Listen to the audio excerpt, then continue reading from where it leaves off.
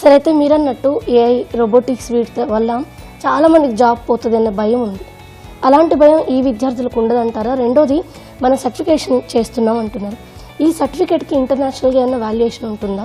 విదేశాల్లో కూడా చేయాలి అనుకుంటే వాళ్ళకి ఉద్యోగం పొందేందుకు ఇది ఉపయోగపడుతుందా? తప్పనిసరిగా ఉపయోగపడుతుందండి. Asking for first question, AI రావడం వల్ల ఉద్యోగాలు పోతాయా?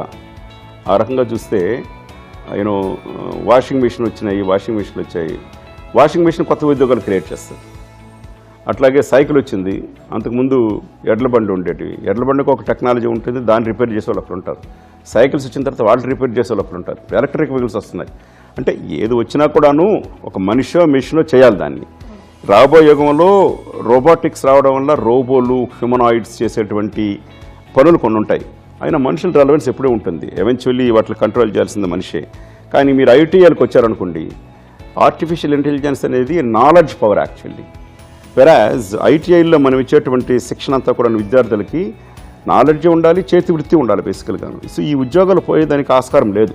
ఇవి అప్పటికి ఉండేటువంటి ఉద్యోగాలు బేసికల్గా. సో వీటికి ఎప్పటికీ రెలవెన్స్ ఉంటుంది. ఏఐ కూడా కొంతవరకు రీప్లేస్ చేయగలుగుతుంది, కానీ మనుషులు పూర్తిగా రీప్లేస్ చేసేటువంటి పరిస్థితులు అయితే నాకు కనబడట్లేదు. తర్వాత మీరు అడిగినట్టు మనము ఇస్తున్న సర్టిఫికెట్స్ అవి ఇంటర్నేషనల్ రెలవెంటా కాదంటే yes, they are very relevant. దీనికి నేషనల్ స్కిల్ ఫ్రేమ్వర్క్ అని ఒకటి ఉంది. నేషనల్ స్కిల్ క్వాలిటీ ఫ్రేమ్వర్క్ అని గవర్నమెంట్ ఆఫ్ ఇండియా ఒక 4 అంచెల్లో 1.0, 2.0, 3.0, 4.0 అని టెక్నాలజీస్, స్కిల్ ఎవాల్యుయేషన్ టెక్నాలజీస్ ఉన్నాయన్నమాట. మీరు 4.0 నుండి 3.0 పట్టుకు తీసుకెళ్లారనుకోండి సర్టిఫికేట్, ది ఇంటర్నేషనల్ రెస్పెక్టెడ్.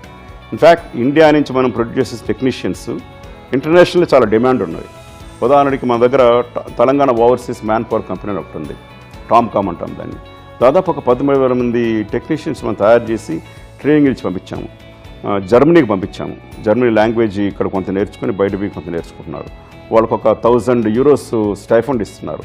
అక్కడ పోయిన తర్వాత వాళ్ళు ట్రైనింగ్ ఇచ్చుకుంటారు. మళ్ళీ వాళ్ళకి కావాల్సిన రకంలో దాదాపు చాలామంది విద్యార్థులు పంపిస్తున్నాము. జపాన్కి పంపించున్నాము, ఇజ్రాయెల్కి పంపించున్నాము, మిడిల్ ఈస్ట్ కంట్రీలకు పంపించున్నాము. Construction workers, electricians, fitters. దాని తర్వాత జర్మనీ అయితే ఆస్ బిల్డింగ్ అంటారు, మన దగ్గర అయితే ఐటీఐ అంటాము, వాళ్ళని ఆస్ బిల్డింగ్ అంటారు దాన్ని. వాళ్ళు వీళ్ళు తీసుకుని ట్రైనింగ్ ఇచ్చుకుంటున్నారు. సో మనం ఇచ్చేటువంటి సర్టిఫికెట్స్కి వాల్యూ ఉంటుంది.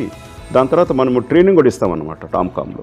ఆ టామ్కామ్లో ఏం చేస్తున్నామంటే మనకు ఒక మ్యాన్ పవర్ ఏజెన్సీస్తో సంబంధాలు పెట్టుకొని ఎంపానల్ చేసుకొని ఫారిన్లో ఉన్న మ్యాన్ పవర్ ఏజెన్సీ మన మ్యాన్ పవర్ని, ఉమెన్ని, నర్సెస్ని కూడా తీసుకుపోయాం. జపాన్లో నర్సులు మన వాళ్ళు వెళ్ళారు.